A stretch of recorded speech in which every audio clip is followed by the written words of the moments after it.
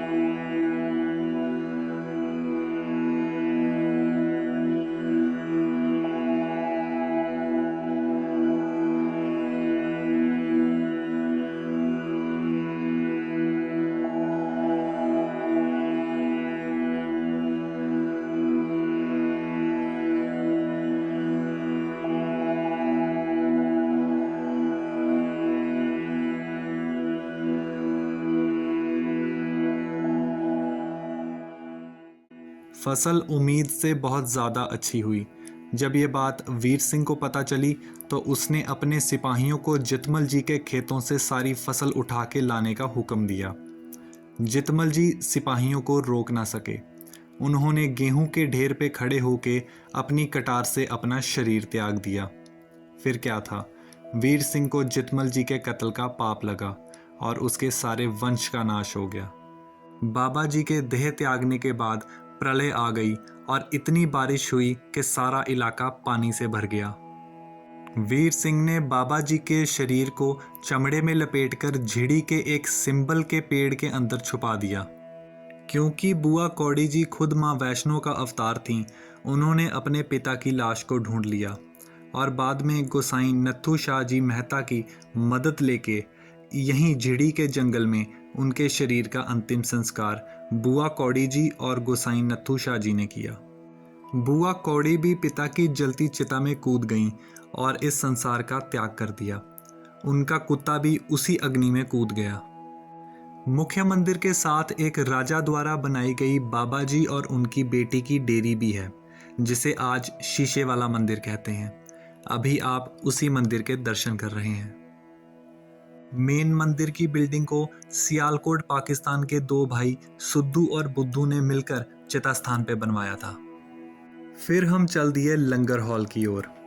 पता चला कि हर साल mid October to mid November यानी कार्तिक या कत्तक के महीने की पूर्णिमा के दिन यहाँ J&K का सबसे बड़ा मेला लगता है, जो कि 3 से 7 दिन चलता है।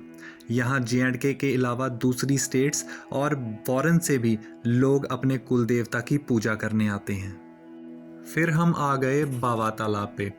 ये वही तालाब है जिसे बाबा जित्तो जी ने खेती करने के लिए तैयार किया था। यहाँ पे स्नान करने के बाद ही लोग मेन मंदिर में माथा टेकने जाते हैं। ऐसी मान्यता है कि यहाँ स्नान करने से चमड़ी के रोग ठीक होते हैं और संतानहीन जोड़ों को संतान प्राप्ति होती है। कहते हैं जिस भी जीव ने बाबा जित्तो जी के हिस्से का अनाज खाया, उनके वंशज आज भी इस मंदिर में नतमस्तक होने आते हैं। बाबा जित्तो जी को प्रधान कुल देवता कहा जाता है। यही कारण है कि कई जातियों की मेल झिड़ी दरबार में कार्तिक पूर्णिमा को आयोजित होती है। नत्थू शाह जी के वंशज आज भी मंदिर में कुल गुरु के रूप में माने जाते हैं और बाबा जित्तो जी उनमें प्रवेश करके लोगों के कष्ट दूर करते हैं। आप भी इस जगह के एक बार ज़रूर दर्शन करें। बाबा जित्तो जी और बुआ दाती सबका कल्याण करें, यही मेरी मनोकामना है।